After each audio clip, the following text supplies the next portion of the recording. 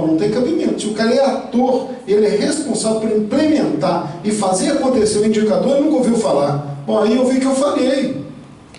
E aí é um problema mesmo de gestão. Essa responsabilidade é nossa. É de quem está lá na cúpula, traduzir isso em ação, quebrar os vários níveis hierárquicos. Esse é o maior drama nosso, né? Principalmente nas organizações públicas, que elas têm uma estrutura da década de 70 absolutamente hierarquizada. Você pega instituições como a Receita Federal, Procuradoria, Advocacia, quer dizer, o nosso modelo de decisão é horizontal, mas a estrutura é vertical. Quer dizer, isso causa uma assimetria absurda. Quer dizer, o que você fala aqui não chega lá, né? Mas, gente, isso é aprendizado, é exercício, e se a gente não praticar, a gente não aprende com correções, mas com prática, fundamentalmente. Outra pergunta, por favor. Boa tarde, meu nome é Rogério. Primeiro, cumprimento a mesa e também pela AGU, pelo evento, pela importância.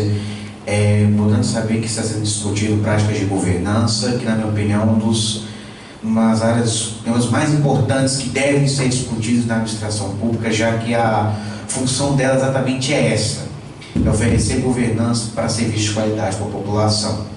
E a minha pergunta vai para o Dr. Juliano. Primeiro, agradeço pela excelente palestra. E antes, eu vou partir da sua opinião de que é preciso, de direito de planejamento é um direito consolidado na Constituição. Por exemplo, você percebe quando ela fala como deve ser planejado o plano plurianual, a lei de trilhos orçamentários, dá para ver que o objetivo dela foi que aquilo fosse discutido, fosse planejado, fosse debatido. Mas eu vejo que um dos desafios principais para que esse direito de planejamento seja consolidado, acho que não só nisso, mas também em outros setores da sociedade, do poder do Estado, é a distância que o Estado está da sociedade. Na minha opinião, eu vejo que há um certo abismo entre a atuação do Estado e como a sociedade enxerga o Estado. Por exemplo, muitos até falam, chamam isso de políticas de gabinete, onde são planejados, quando é planejado, são feitas algumas dicas, mas dentro do gabinete, muitas vezes não ouvindo a voz da sociedade, ou quando houve alguns órgãos, são órgãos que não têm tanta conexão com a sociedade. Então, a minha pergunta é o seguinte: você não acha que antes de que esse direito de planejamento fosse realmente efetivado em todos os âmbitos da administração pública, eu acho que não deveria diminuir ou até mesmo acabar com esse abismo que há entre o poder público e a sociedade? Obrigado, Rogério, pela pergunta. Exatamente, né? Existem várias metodologias de se elaborar o planejamento, né? De baixo para cima, de cima para baixo, de forma mais democrática, de forma mais autoritária. O que é claro na nossa Constituição é que nós vivemos um país democrático e as pessoas têm, né, não exercem a democracia só na eleição, né? Todas as instituições internacionais que defendem a democracia falam que a democracia tem que ser vivenciada no Estado de Direito. E aí o direito ao planejamento é justamente a oportunidade desse cidadão que está alijado da realidade de exigir que participe e que influencie naquele planejamento. Existem decisões judiciais nesse sentido. Por exemplo, o plano diretor de Porto Alegre, né, os cidadãos de Porto Alegre pediram para participar e o planejamento foi simplesmente anulado pela justiça. Não teve participação popular. Como é que esse planejamento de gabinete, né, que você está dizendo aí, pode ser válido perante a sociedade? Você está influenciando a vida de milhões de pessoas, não sabem o que está acontecendo, né? Qual que é o projeto de transporte para aquela cidade? Aquilo ali vai atender realmente ou não? E o ideal é que sim, que haja essa que eu chamo de educação e formação. As pessoas precisam ser educadas na cultura do planejamento, informadas do planejamento, para que esse direito do planejamento seja realizado. Na medida que elas são educadas e informadas, se gera comprometimento. As pessoas se sentem parte daquela vivência de planejar, de executar o planejamento, seja em qualquer área, de plano da saúde, plano da educação, plano diretor urbano, e aí a gente consegue mudar essa realidade. O fato é que a gente ainda está longe dos desiderados constitucionais, né? A gente precisa lutar para isso. O cidadão, tendo consciência que tem esse direito de participar, ele pode exigir isso e deve exigir isso, justamente para acabar com esse planejamento de gabinete, né? o burocrata que fica lá, longe da realidade, editando portarias, sem saber exatamente como que aquilo ali está atingindo. E esse é o objetivo, justamente, de se defender o direito, essa amálgama, né, do dever e direito ao instrumento gerencial é justamente para isso, para acabar com essa realidade. Porque é muito cômodo para o burocrata você ficar lá na sua salinha, lá, digitar um negócio, não, aqui está o planejamento. O compliance de fachada, né? Isso também acontece nas organizações privadas, né? O depoimento que o Dr. Orlando foi ótimo, né? Eu trabalho em uma instituição privada também, a dificuldade da autogerência de passar para todo mundo aquela questão do planejamento. Não é uma realidade só da administração pública, a gente não precisa ficar com esse complexo, não. Instituições internacionais ditas eficientes têm o mesmo problema. Isso vai desde até do interesse do próprio gestor. O próprio gestor, que é incompetente, ele sabe que é incompetente, ele não quer que as pessoas que estão embaixo deles sejam promovidas. E aí ele fica ligando as pessoas de informações, fica ali controlando todas aquelas informações. Existem 1000 coisas que podem estar justificando a própria incompetência, forma de falta de profissionalização. Agora, o fato de você exigir judicialmente isso começa a mudar essa realidade. E esse é o caminho, eu acredito.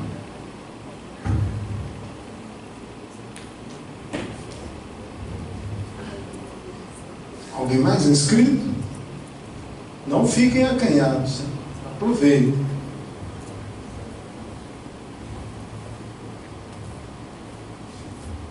Boa tarde a todos.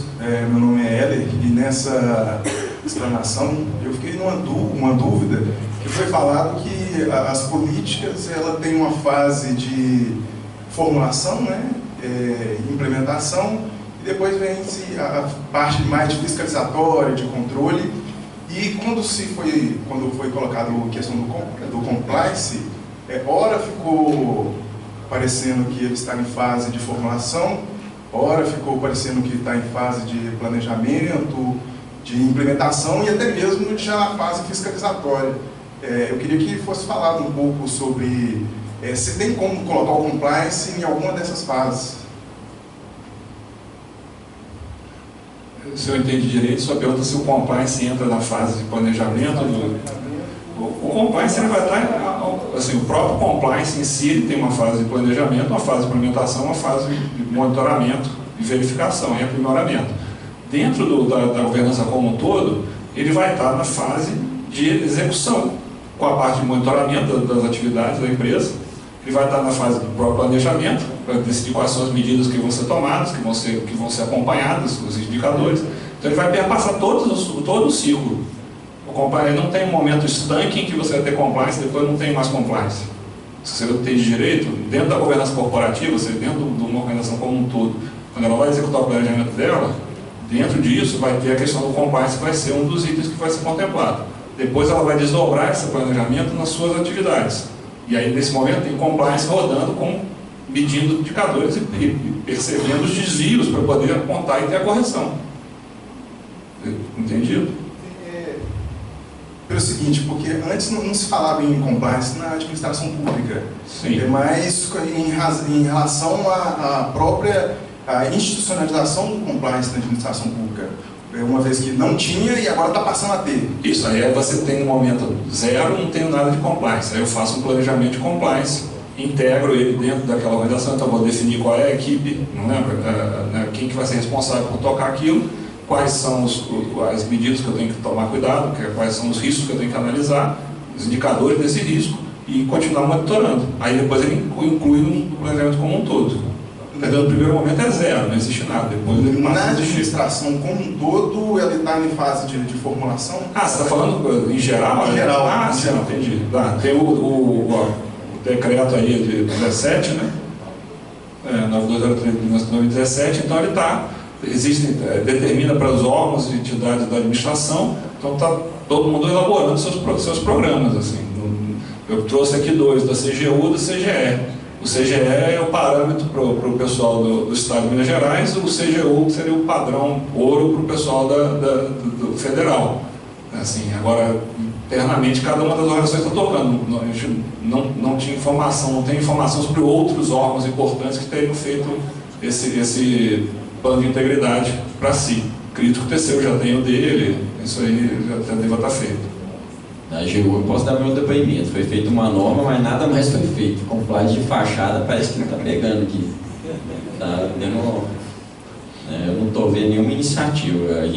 Saiu notícia nos meios de comunicação falando que a AGU foi o primeiro órgão, um dos primeiros a fazer as normas de compliance, integridade, etc. Eu vi a portaria lá, a normativa, mas depois mais nada.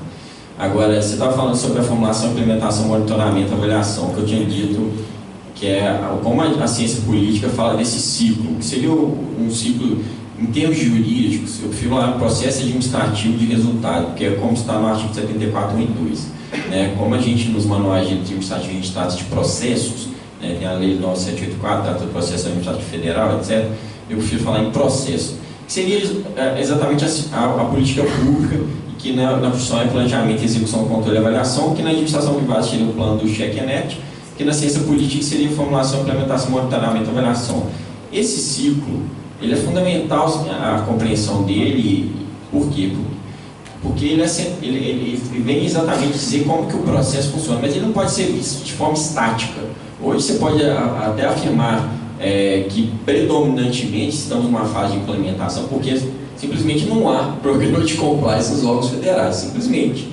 Então a gente poderia estar numa área de planejamento, na formulação nesse momento, porque está todo mundo pensando como é que vai fazer isso, mas ninguém sabe como é que vai ser, principalmente agora com mudança de governo, né?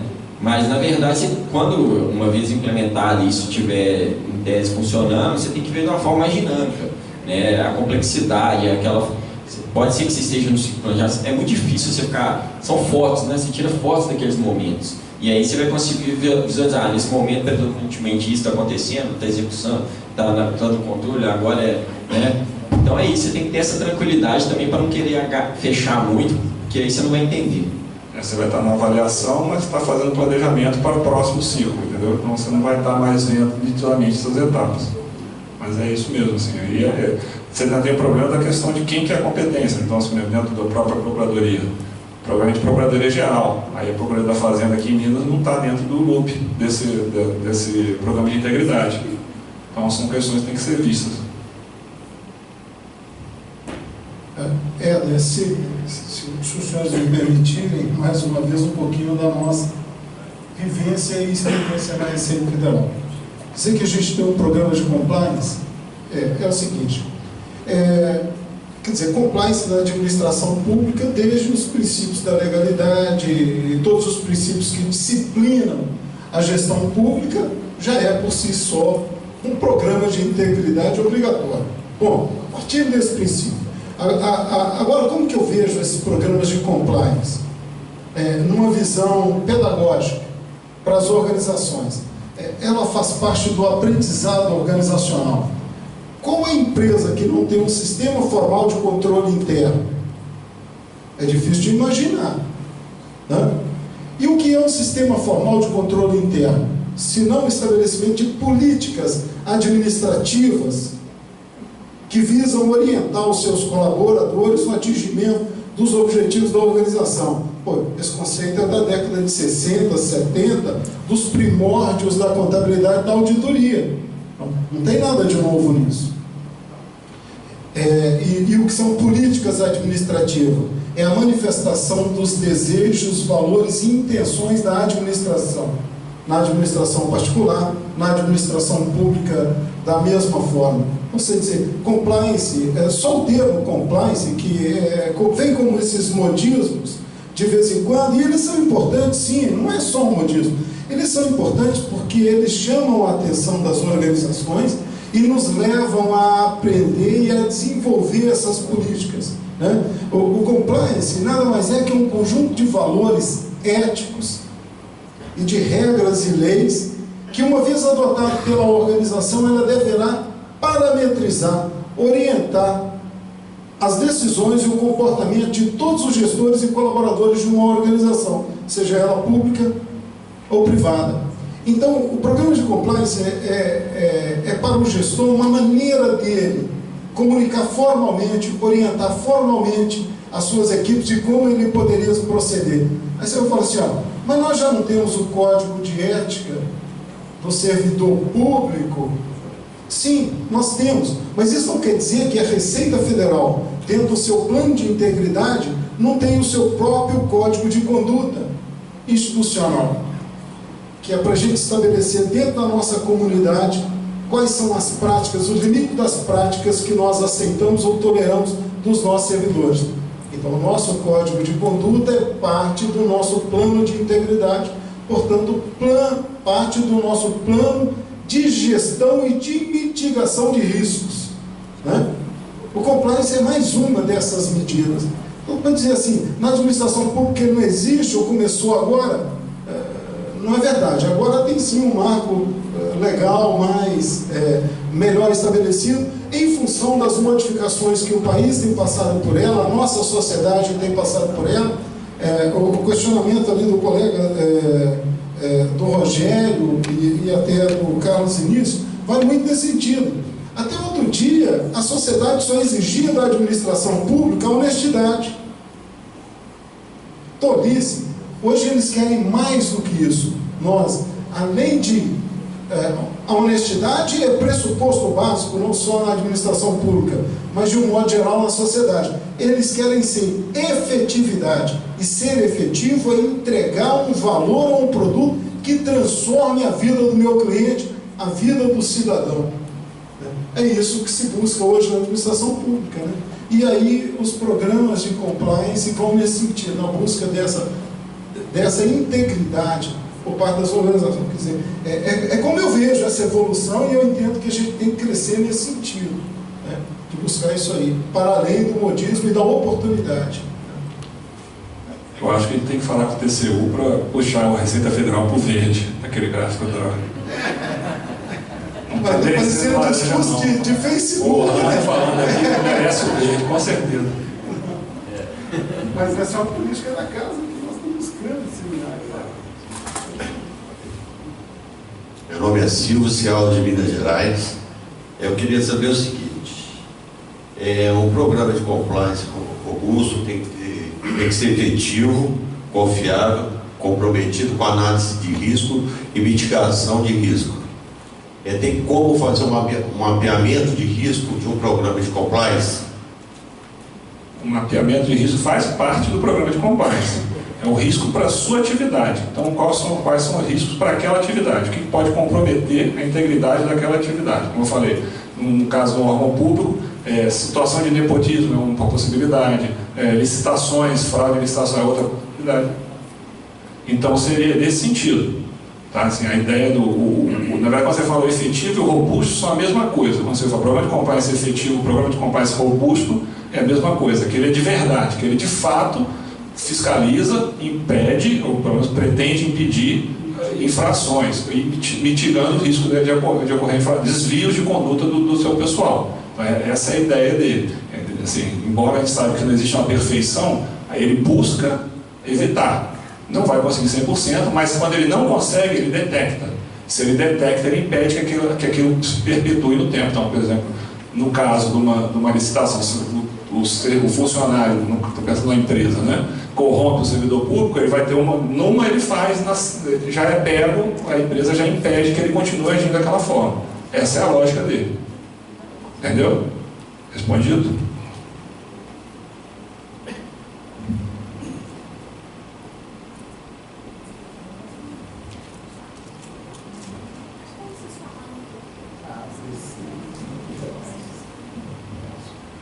Boa tarde, gente. Eu trabalho junto com a Mônica na consultoria da PFN aqui. E aí, agora me ocorreu aqui, se, por exemplo, na fase de seleção do fornecedor, a gente pode colocar lá como exigência o estabelecimento de um programa de compliance. Assim. Se isso pode constar lá na seleção do fornecedor de uma grande solução por exemplo, uma solução de informática, uma contratação grande, integrada, de grande vulto, se isso não impediria, né, assim, não atrapalharia a competição entre os interessados, porque se isso constar como condição de obrigações da empresa lá, nós vamos acabar da mesma forma como aconteceu nas questões das contratações sustentáveis. Então, isso nunca vai ser implementado. Aí eu pergunto, essa é uma pergunta. E a outra pergunta também, eu acho que o doutor Orlando talvez possa esclarecer melhor. A gente sabe que a Receita Federal, através da COGER, tem um programa super desenvolvido de questões disciplinares, assim. E se essa questão do compliance, ela estarra ou atrapalha, ou se vão conviver juntos, assim, essa questão disciplinar e a questão do compliance. Então, se vocês puderem esclarecer. Então, bom, a pergunta é ótima, assim, o entendimento, não existe nada estabelecido, não há previsão hoje. Então, hoje eu não entendo que possa, talvez, eu não acho que não possa nenhum momento como a habilitação, pode ser numa situação de qualidade e preço, como um critério de qualidade. É exatamente na linha do que foi a ISO 9000, que também o TCU apreciou e entendeu que não podia, porque seria restrição à competição. Você colocar isso como obrigatoriedade, mas pode pontuar para que na seleção obtenha, né, assim, isso contribua para que seja escolhido. Então, hoje eu entendo dessa forma. Há questionamento, lendo quem escreve, né, quem está interessado, tenta pregar que seria possível. Mas eu acho que isso ultrapassa o limite do que é razoável. Até porque eu defendo que o programa de compliance, qualquer que seja a estrutura, ele não deve ser obrigatório. Ele pode ter um programa, uma forma de se organizar em que ele cumpra todos os requisitos e seja íntegro e não tenha como apresentar um rol qualquer que eu, como autoridade, como quem está analisando, vou pré-estabelecer como sendo certo. Isso, para mim, é o que eu acho mais importante. A integridade é com a empresa. Ela quer ser íntegra por aquelas razões que eu falei de reputação horizontal e vertical. Então, ela faz o compliance que ela entende melhor para ela. Agora, eu vou obrigar que tenha um determinado compliance para contratar comigo, como uma administração, acho que restringe mais a competição, acaba elevando o preço que nós vamos acabar pagando. Bom, obrigado pela pergunta e oportunidade. Bom, o programa de compliance em qualquer instituição, ele visa estabelecer uma linha mestra com base em valores, princípios e regras legais, inclusive.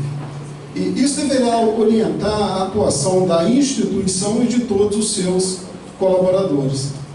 Então, do ponto de vista disciplinar, o compliance é mais uma medida para mitigar os riscos do desvio de conduta.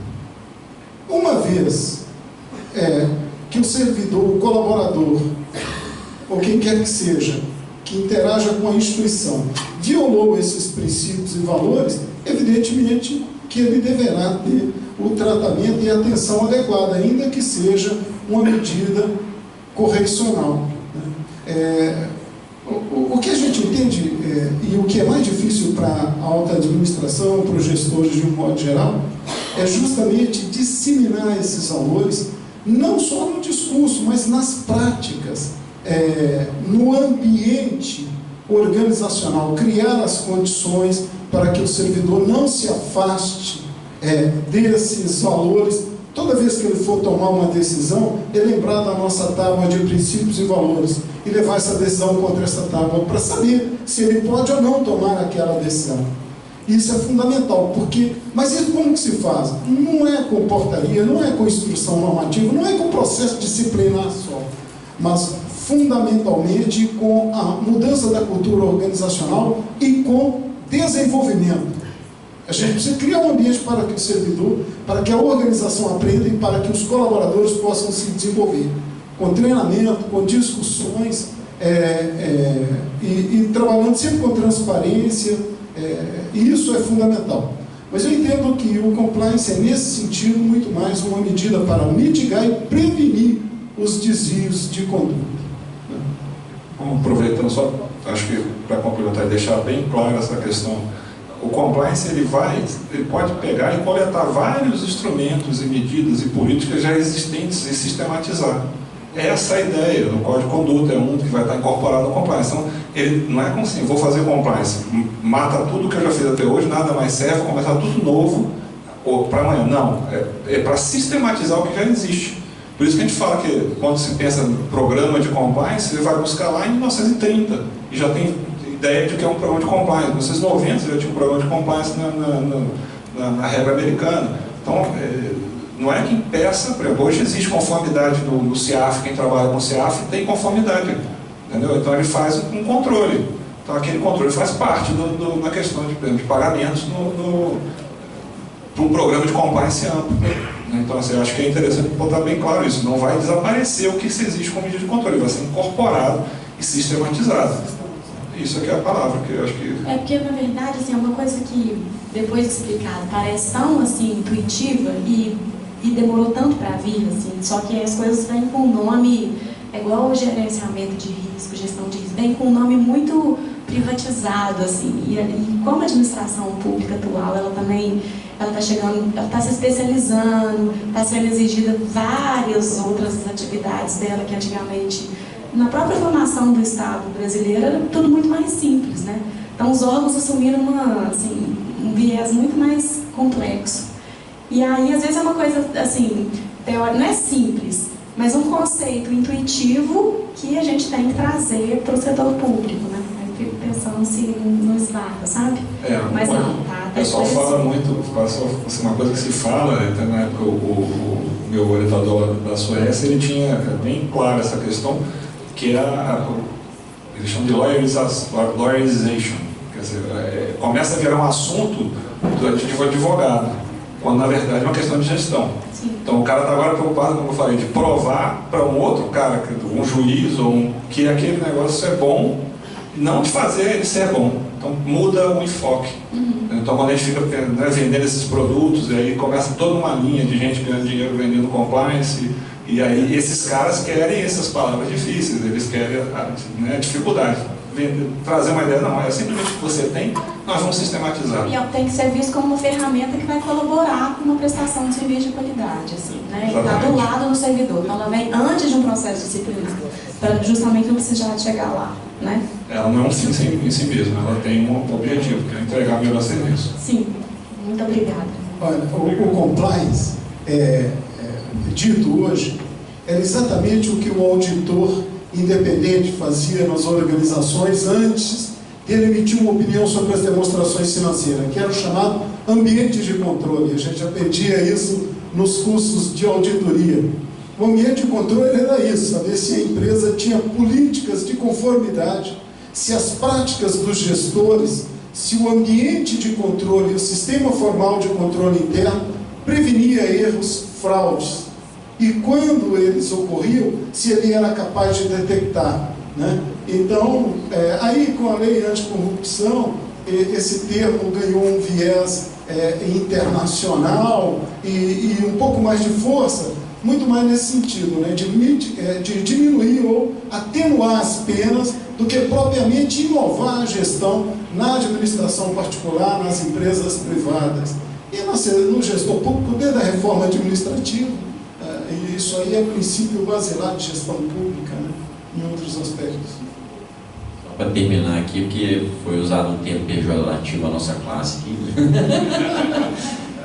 Mas é porque justamente o que eu estou pregando é o contrário do que ele está dizendo, que é um pensamento correto, não é errado, loyalização. Mas o que eu disse sobre mindset jurídico é justamente isso, é inverter essa lógica, né, de formalismo, de utilização, que é uma lógica mundial, não é uma lógica brasileira. Eu só peguei exemplos brasileiros, mas você vai encontrar tudo que eu citei dos autores brasileiros, qualquer manual do mundo inteiro. Você pode estudar em qualquer país, você vai encontrar. Porque isso é da ciência jurídica, mas não é o que deve ser, né? Vamos dizer assim. O mindset, para você ligar o mindset de gestão e o mindset jurídico, você tem que acabar com essa loyalização, essa crítica que você fez. E aí é importante você entender isso, né?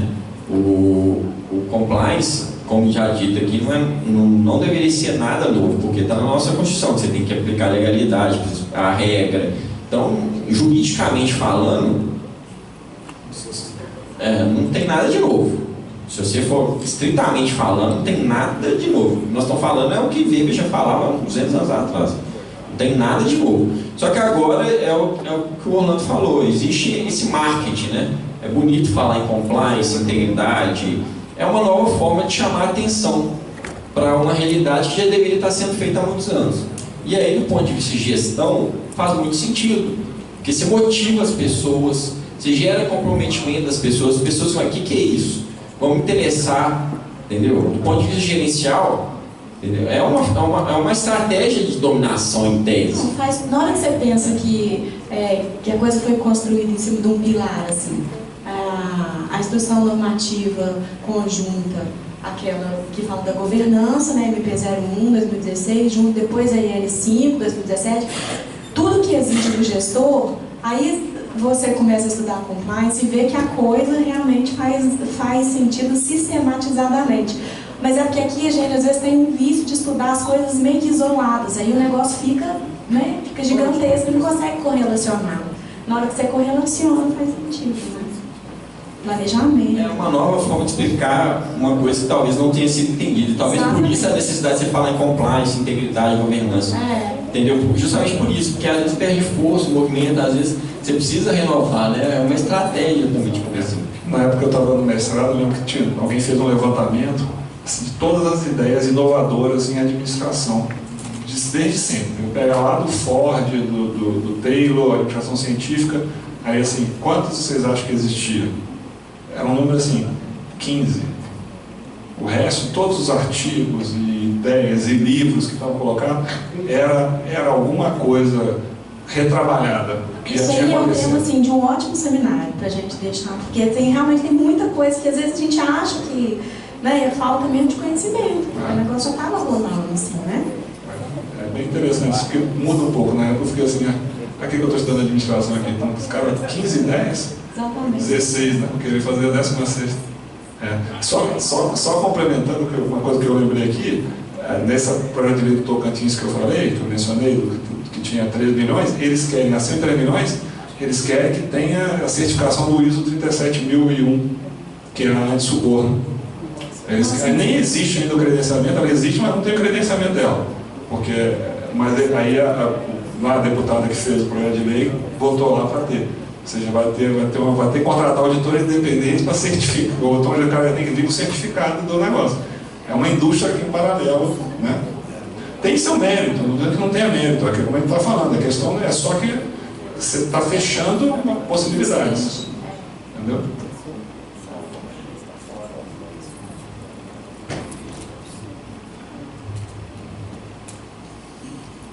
Para a certificação, são necessárias 2 etapas.